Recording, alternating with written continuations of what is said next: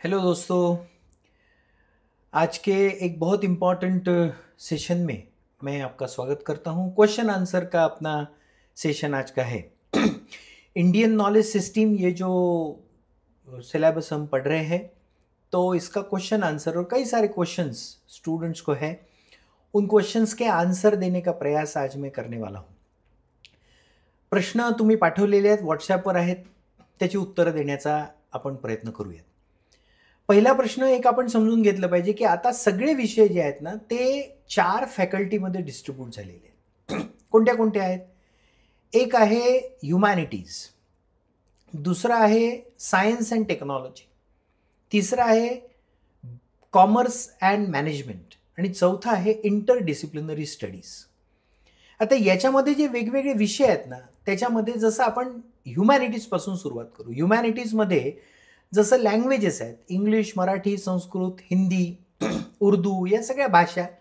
याच्यासोबत सोशल सायन्सचे जे विषय आहेत, जसं पॉलिटिकल सायन्स आहे, इकॉनॉमिक्स आहे, जिओग्राफी आहे, हिस्ट्री आहे, हे देखील त्याच्यामध्ये टाकलेले आहेत. आणि या सगळ्या विषयांमध्ये जिथे BA होतं त्या सगळ्या विद्यार्थ्यांना IKS कंपल्सरी आहे. दुसरं सायन्स अँड टेक्नॉलॉजी. आता सायन्स अँड टेक्नॉलॉजी BSc आहे. BSc सोबत BCA पण आहे आणि बीटेक कॉस्मेटॉलॉजी और कॉस्मेटॉलॉजी आहे. तर याच्यामध्ये देखील या सगळ्या वर्गाच्या विद्यार्थ्यांना IKS मॅन्डेटरी आहे. बऱ्याच लोकांनी प्रश्न विचारला की BCAला असणाऱ्या विद्यार्थ्यांना हे मॅन्डेटरी आहे का? हो, BCAला देखील आहे. आणि त्यामुळे सायन्स अँड टेक्नॉलॉजीमध्ये हे झालं. कॉमर्स अँड मॅनेजमेंटमध्ये BCom आहे, याच्यासोबत BBA पण आहे, ते BBAला देखील आहे. ओके. आणि शेवटचं आहे इंटरडिसिप्लिनरी स्टडीज. याच्यामध्ये BPE म्हणजे बॅचलर ऑफ फिजिकल एज्युकेशन, याच्यासोबत BA in journalism, BA in योगशास्त्र, हे जे वेगवेगळे विषय आहेत या विषयाच्या फर्स्ट इयरच्या स्टुडंट्सना देखील आहे. त्यामुळे आता मी सांगितलेलं मुद्दाम रेकॉर्डेड आता हे तुमच्याजवळ राहणार आहे, त्यामुळे काही कन्फ्युजन असेल तर पुन्हा एकदा ऐकून घ्या. या सगळ्या विद्यार्थ्यांना IKS हा पेपर मॅन्डेटरी आहे. ओके, पुढे जाऊयात. आता याच्यामध्ये डिस्ट्रीब्युशन कसं झालं हे मी खरं तर माझ्या पहिल्या इंट्रोडक्शनच्या याच्यामध्ये सांगितलेलं आहे, ते तुम्ही पाहू शकता. थोडंसं क्वेश्चन आन्सर असल्यामुळे पुन्हा एकदा थोडंसं आपण रिपीट करू. याच्यामध्ये 2 फॅकल्टी जे आहेत, कॉमर्स अँड मॅनेजमेंट आणि सायन्स अँड टेक्नॉलॉजी, याच्यामध्ये तुम्हाला फर्स्ट सेमिस्टरला दोन्ही क्रेडिट आहेत. म्हणजे 50 मार्क जे तुमचे आहेत ते फर्स्ट सेमिस्टरलाच आहेत. उरलेल्या ज्या फॅकल्टीज आहेत, ह्युमॅनिटीज आणि इंटरडिसिप्लिनरी स्टडीज, याला फर्स्ट सेमिस्टरला 1 क्रेडिट आहे आणि सेकंड सेमिस्टरला 1 क्रेडिट आहे. डिस्ट्रीब्युशन पहा वेगळं आहे. ओके, हे वेगळं आहे याचा अर्थ तुमचे पेपर पण वेगवेगळे आहे. टोटल किती मार्काचा पेपर आहे म्हणजे विषय आहे 50 मार्काचा. याच्यामध्ये 30-20 डिस्ट्रीब्युशन आहे. 30-20 डिस्ट्रीब्युशन म्हणजे काय? 30 मार्क थिअरी आणि 20 मार्क्स इंटरनल असेसमेंट. आता हे खरं तर माझ्या इंट्रोडक्शनच्या व्हिडिओमध्ये आहे, ते एकदा तुम्ही पहा, त्याच्यामधून पाहून घ्या तुम्ही. मी फक्त ओझरतं सांगतो आहे, बरं आपण समजून घेऊयात. 30 आणि 20 आहे, याच्याशी रिलेटेड प्रश्न आहे म्हणून सांगतो. आता हा 30 मार्काचा थिअरीचा असणार आहे आणि 20 मार्काचा इंटरनल असेसमेंट आहे. इंटरनल असेसमेंटमध्ये तुम्हाला असाइनमेंट आहे आणि मल्टिपल चॉईस क्वेश्चन हे इंटरनल असेसमेंटमध्ये आहे. मल्टिपल चॉईस क्वेश्चन हे थिअरीमध्ये राहणार नाहीत, सध्या जे पॅटर्न डिक्लेअर झाले त्याच्यानुसार. आता हे बाकी ज्या फॅकल्टीचे फक्त सायन्स अँड टेक्नॉलॉजी या विषयाचं जे पॅटर्न आहे तो सध्या डिक्लेअर झालेला आहे. बाकी याचा डिक्लेअर होईल, तो झाला की मी हे व्हिडिओ आपले चालणार आहे त्यावेळेस मी तुम्हाला ते सांगेन. ओके, त्याच्यामध्ये जो थिअरीचा पॅटर्न आहे तो कसा आहे तो देखील माझ्या इंट्रोडक्शनच्या व्हिडिओमध्ये आहे, तो तुम्ही पाहून घ्या. त्याच्यामध्ये शॉर्ट आन्सर क्वेश्चन आहे, लॉंग आन्सर क्वेश्चन आहे. युनिट 1 युनिट 2 वर शॉर्ट आन्सर क्वेश्चन आहेत, 2 मार्काचा 1, 4 प्रश्न लिहायचे आहेत, 8. युनिट 3 युनिट 4 वर शॉर्ट आन्सर क्वेश्चन आहे, 6 पैकी 4 लिहायचे आहेत, प्रत्येक प्रश्नाला 2 मार्क आहे, म्हणजे 8 झाले मार्क. आणि लॉंग आन्सर क्वेश्चन आहे युनिट 1 2 3 4 चारही मिळून, ज्याच्यामध्ये 3.5 मार्काचा एक प्रश्न आहे, ज्याच्यामध्ये आपल्याला 4 प्रश्न लिहायचे 6 पैकी, असे झाले 14. म्हणजे 8 आणि 8 16 14 30 मार्क हे झाले. 30 मार्क्स हो गए हमारे थ्योरी के और 20 मार्क हमें है इंटरनल के, उसमें मल्टीपल चॉइस क्वेश्चन पूछे जाएंगे. तो आपको शॉर्ट आंसर क्वेश्चन की तैयारी करनी है, लॉन्ग आंसर क्वेश्चन की भी तैयारी करनी है, और आपको मल्टीपल चॉइस क्वेश्चंस की भी तैयारी करनी है जो इंटरनली आपके कॉलेज लेवल पे आपको पूछे जाएंगे इसी सिलेबस के ऊपर। तो इसलिए इसकी तैयारी हो जाएगी। ये रहा पैटर्न। ओके, और एक सवाल आता है कि पेपर कौन सी भाषा में रहेगा। पेपर इंग्लिश, मराठी और हिंदी तीनों भाषा में रहेगा, और आप सवालों के जवाब भी तीनों भाषा में दे सकते हैं, इंग्लिश, मराठी, हिंदी, या जहां जहां इंग्लिश टर्म्स आते हैं। अभी जैसे मेरे सिलेबस में कई सारे इंग्लिश टर्म है, तो इंग्लिश टर्म यूज कीजिए और उसको सॉल्व कीजिए। ठीक है, तो ये लैंग्वेज का पार्ट हो गया। ओके, अब और एक सवाल बहुत लोगों से आता है कि सर आप पढ़ाते वक्त, ये थोड़ा सा मुझे थोड़ा सा डिटेल में आपको बताना है, और मेरे सब छोटे दोस्त भाई बहनों से मैं बात कर रहा हूँ, इस माध्यम से मैं ये बताऊंगा। कई बोल रहे थे कि इंग्लिश में पढ़ाइए। बराबर है, इंग्लिश में पढ़ाना चाहिए। I must speak in English, I must teach in English, because the content is in English, because most of the books on Indian knowledge system are written in English. अब आप वो सीखिए, मराठी में लिखिए, आगे चलकर आपको एक बहुत अच्छा काम मिल सकता है इस माध्यम से। ओके, तो मराठी, इंग्लिश, हिंदी। तो कुछ स्टूडेंट्स ऐसा बोल रहे कि मराठी इंग्लिश में कीजिए, अब कुछ बोल रहे कि हम 70% स्टूडेंट्स इस ग्रुप में मराठी मातृभाषा जिनकी है वो है, तो मराठी में बोलिए, और कुछ बोल रहे हिंदी में बोलिए। भाषा के प्रति हमारा जो लगाव है ना, वो तीनों भाषाएं हमें आनी चाहिए, और तीनों भाषाएं हमारे काम की है, हम उससे छूट नहीं सकते। कुछ लोगों की मातृभाषा हिंदी है तो उनको मराठी आना चाहिए ना, महाराष्ट्र में रह रहे हैं हम लोग, यहाँ की राजभाषा मराठी है तो मराठी आनी चाहिए 100%। अब जो मराठी बोल रहे हैं उनको हिंदी आनी चाहिए, हमारी नॅशनल लँग्वेज आहे, और हिंदी तर आपण समजू शकतो ना, निश्चित समजू शकतो, आणि इंग्लिश तर आलीच पाहिजे 100%। एका पोराने फार छान प्रश्न लिहिला होता की सर तुम्ही इंग्लिशमध्ये बोला, आम्हाला ऐकायला मिळेल इंग्लिश, कारण आपण ऐकत नाही इंग्लिश, जोपर्यंत ऐकणार नाही, unless we listen the language we are not able to communicate. So that is the best part of language. पण ती पूर्ण इंग्लिशमध्ये बोललं तर मग समजून घेणं कठीण जाईल, आणि त्यासाठी म्हणून मी तिन्ही लँग्वेजचा उपयोग करतोय। या तिन्ही लँग्वेजमध्ये तुम्हाला पेपर येणार आहे, आणि या तिन्ही लँग्वेजमध्ये तुम्हाला तो सोडवता देखील येणार। ओके, आता याचा वेळ किती असेल पेपरचा? आता 30 मार्काच्या पेपरचा एक साधारण 1.5 तास तुम्हाला दिला जाईल। ओके, आणि त्याच्यावर तो पेपर सॉल्व केला जाईल याचा पॅटर्न आल्यानंतर। ह्युमॅनिटीज आणि इंटरडिसिप्लिनरी स्टडीज म्हणजे BA, आणि हे जे मी बाकी सांगितले बॅचलर ऑफ फिजिकल एज्युकेशन, योगशास्त्र वगैरे वगैरे, यांच्यासाठी डिस्ट्रीब्युशन कसं राहणार आहे हे अजून विद्यापीठाकडून डिक्लेअर व्हायचं, ते होईल, ते आलं की मी तुम्हाला सांगेन। त्याच्यामध्ये 15 मार्काचा एक पेपर राहील की तुमची परीक्षा सेकंड सेमिस्टरच्या शेवटी होईल, ते अजून डिसाईड व्हायचं आहे। ते एकदा डिसाईड झालं की ते तुमच्यापर्यंत पोहोचेल। ओके, पुढचा अजून एक प्रश्न अनेकांना पडला की परीक्षा कधी आहे सर? लक्षात घ्या मित्रमैत्रिणींनो, या पेपरची परीक्षा विद्यापीठ घेणार आहे हे नक्की आहे। आता 2 वेगवेगळे सिलेबस आहेत, कारण सायन्स अँड टेक्नॉलॉजीचा सिलेबस वेगळा आहे, आणि commerce and management, interdisciplinary studies आणि ह्युमॅनिटीज। आता याच्यामध्ये कोणते विषय, आता हे ऐकून घ्या, मी सांगितलं आहे ऑलरेडी। म्हणजे आपण असं म्हणू की BCom, रफली जर म्हणायचं BCom, BA, त्यानंतर आपल्याला योगशास्त्र वगैरे याचे जे आहेत, BP, याचा जो सिलेबस आहे तो एक आहे, आणि सायन्स अँड टेक्नॉलॉजी याच्यामध्ये BSc BCA आहे, त्याचा सिलेबस वेगळा आहे। आता हे सगळंच सगळं परीक्षा ज्या पद्धतीने येणार आहे, सिलेबस वेगळे असल्यामुळे आपण हे सगळा सिलेबस कव्हर करणार आहोत, आपण काळजी करू नका। आणि हा संपूर्ण सिलेबस कव्हर करून परीक्षेच्या आधीपर्यंत तुमची तयारी होईल याचा विचार निश्चित आपण करू। पण माझा जो अंदाज आहे त्या अंदाजानुसार तुमची परीक्षा डिसेंबर महिन्याच्या शेवटच्या आठवड्यामध्ये होणार आहे, म्हणजे अजून भरपूर वेळ आहे, अजून भरपूर वेळ आपल्याला आहे, आणि त्यासाठी म्हणून फार घाई करण्याची गरज नाही। हे सगळं नीट आपण समजून घेऊ। काही पोरांना प्रश्न असे होते की नोट्स सर तुम्ही रेडीमेड द्याल का? मी रेडीमेड नोट्स सध्या तरी देणार नाही, यासाठी की मित्रांनो आपण हे रेडीमेड नोट्स जे आहेत ना त्याची सवय न लावता आपण नोट्स काढू शकलो पाहिजे।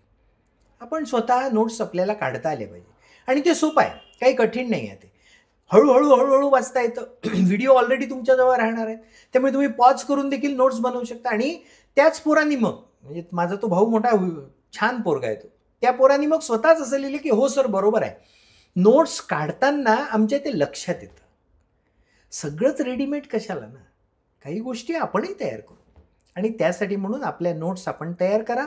त्याच्यामुळे तुमच्या गोष्टी लक्षातही राहतील आणि कठीण वाटणारा हा सिलेबस, थोडासा संस्कृत शब्द आणि हे सगळं असल्यामुळे जरा कठीण आहे, पण कठीण वाटणारा सिलेबस तुम्हाला सोपा वाटेल आणि तुम्ही छान ते समजून घेऊ शकाल. ओके, तर याची काळजी करण्याचं कारण नाही. नोट्स स्वतः बनवा, एक एक व्यवस्थित बघा आणि तुम्हाला त्याचा अभ्यास आपल्याला करता येईल. पुढचा भाग, आता पहिला युनिट जो आहे, या युनिटमध्ये 10 टॉपिक्स आपण शिकणार आहोत, म्हणजे 10 व्हिडिओ पहिल्या युनिटचे आहेत. साधारणतः दुसरा जो युनिट आहे त्याच्यामध्ये 8 व्हिडिओ राहतील. तिसरा जो आपला युनिट आहे हा प्रत्येक फॅकल्टीच्या अभ्यासक्रमावर आधारित युनिट आहे बरं का, त्याच्यामध्ये 5-6 राहतील आणि शेवटच्या याच्यामध्ये देखील 5-6 राहतील. असे सगळे मिळून अंदाजे 25 ते 30 व्हिडिओज आपण बघणार आहोत. अर्ध्या तास किंवा पाऊण तासाचा तो व्हिडिओ असेल आणि तो तुम्हाला पाहायचा आहे. सगळे व्हिडिओ माझ्या चॅनलवर प्लेलिस्टमध्ये आहेत. आता हे सगळं तुम्हाला माहिती आहे बरं, म्हणजे तुम्ही सगळे यंग जनरेशन तुमचे आता सगळं तुम्ही हँडल करता मस्त. यूट्यूब वगैरे तर बिलकुल तुम्ही पाहता आणि त्यामुळे तुम्हाला प्लेलिस्ट म्हणजे काय हे सगळं माहिती आहे. माझ्या चॅनलवर ही प्लेलिस्ट मुद्दाम बनवली आहे की त्या प्लेलिस्टमध्ये हे सगळे व्हिडिओ एका ठिकाणी राहतील. ओके, त्यामुळे आपल्याला पाहिजे तेव्हा तुम्ही हे ऐकू शकता, ऐकून समजू शकता आणि समजून मग तुमचा अभ्यास ऑटोमॅटिक तयार होईल. याच्यासाठी वेगळा वेळ तुम्हाला सेपरेट जसं बाकी विषयांच्या तयारीसाठी तुम्हाला द्यायचा आहे तसं देण्याची गरज नाही. तुम्ही अगदी रिलॅक्स बसल्या तरी देखील इयरफोन लावून तुम्ही ऐकू शकता माझं हे, आणि ते ऐकून तुमची तयारी होत राहील. तुमच्याजवळ सगळा कंटेंट फॉर्मॅटमध्ये, ऑनलाईन फॉर्मॅटमध्ये तयार राहणार आहे. हा ॲडव्हान्टेज आहे. हा यावर्षीच नाही, ह्या पुढच्या वर्षीच्याही स्टुडंटसाठी तयार राहणार आहे. बरोबर, त्यांच्यासाठी देखील तयार राहणार आहे आणि त्यामुळे तुम्ही याचा अभ्यास करायचा आहे. ओके, 1-2 प्रश्न अजून असे आलेले आहेत की सर BComची परीक्षा कधी होणार आहे, म्हणजे NEP मधली पहिली परीक्षा. आता एक लक्षात घ्या, मी कालही सांगितलं होतं की NEP मधली परीक्षा जी आहे ती अरेंज करत असताना विद्यापीठ देखील नवीन पद्धतीनं हे सगळं करते आहे. नवीन एक्झाम आहे, नवीन विषय आहेत. इतके सारे नवीन विषय NEP मध्ये आता आहेत. ते सगळेचे सगळे विषय तुम्हाला जर समजवायचे असतील आणि तुम्हाला परीक्षा घ्यायची असेल तुम्ही, थोडा वेळ लागेल. थोडीशी सुरुवात आहे, थोडासा वेळ लागेल, पण वाट पहा. साधारणतः डिसेंबर महिन्याच्या दुसऱ्या आठवड्यामध्ये 15 तारखेनंतर ती परीक्षा सुरू होईल आणि आपला हा पेपर IKSचा हा शेवटी राहील.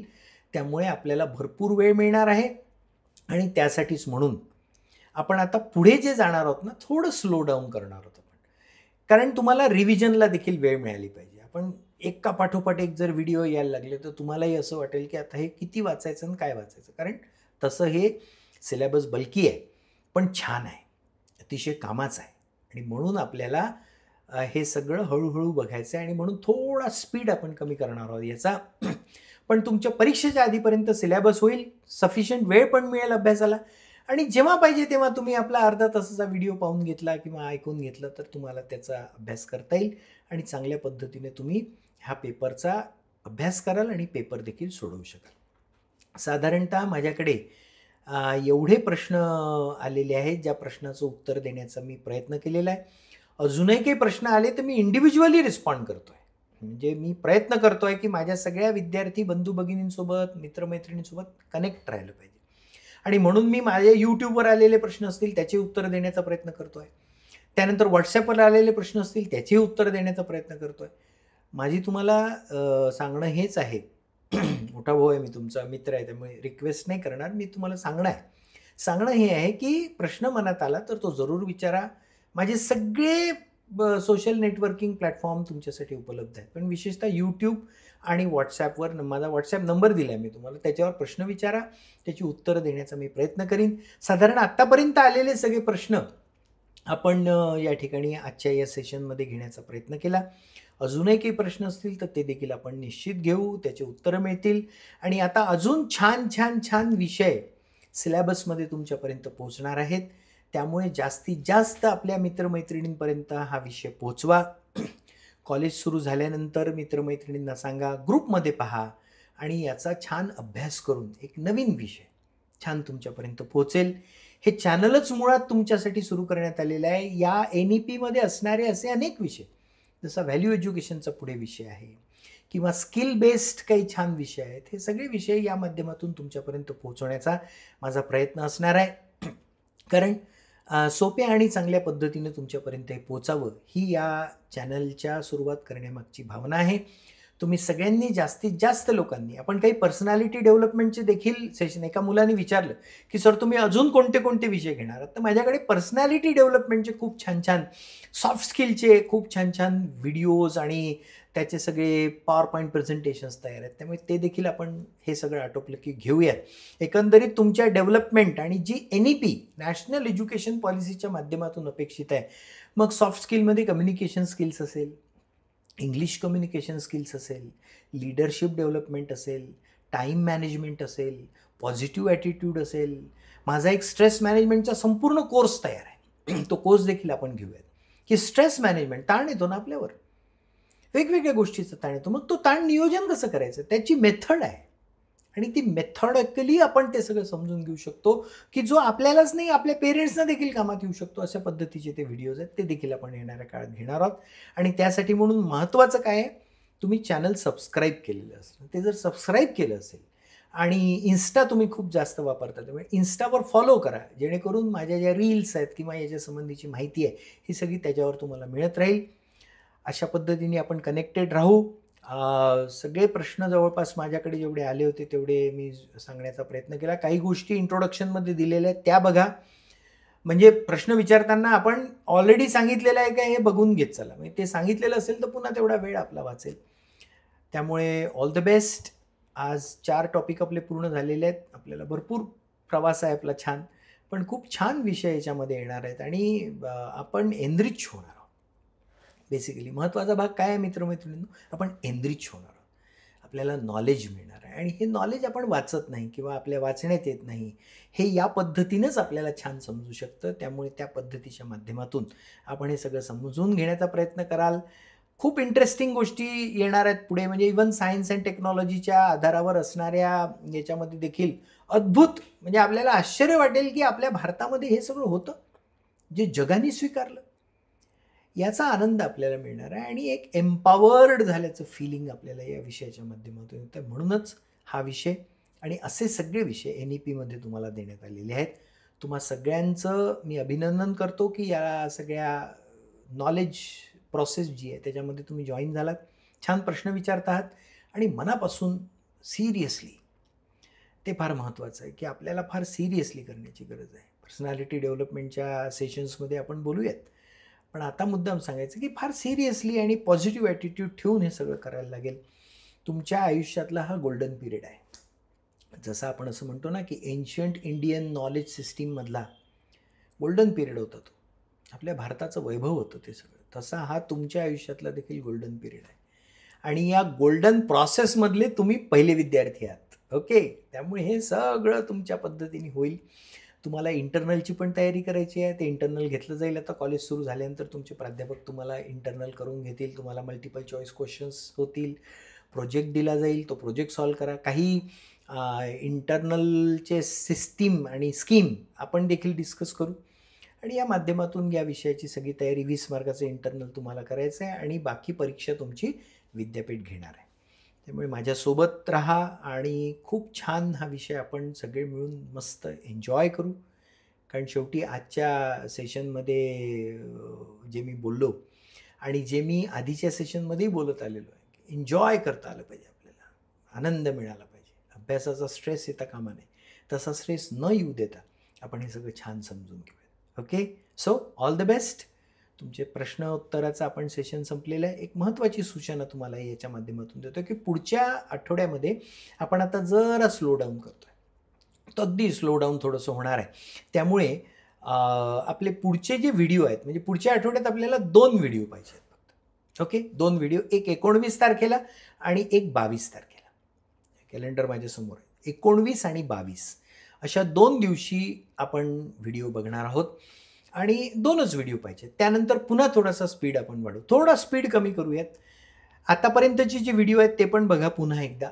आणि पुढच्या आठवड्यामध्ये तुम्हाला 2 व्हिडिओ 19 आणि 22 तारखेला 7 वाजता बरोबर आपण पाहणार आहोत. 7 वाजता आपल्याला बरोबर भेटायचं आहे आणि 7 वाजता ते व्हिडिओ तुमच्यापर्यंत पोहोचतील.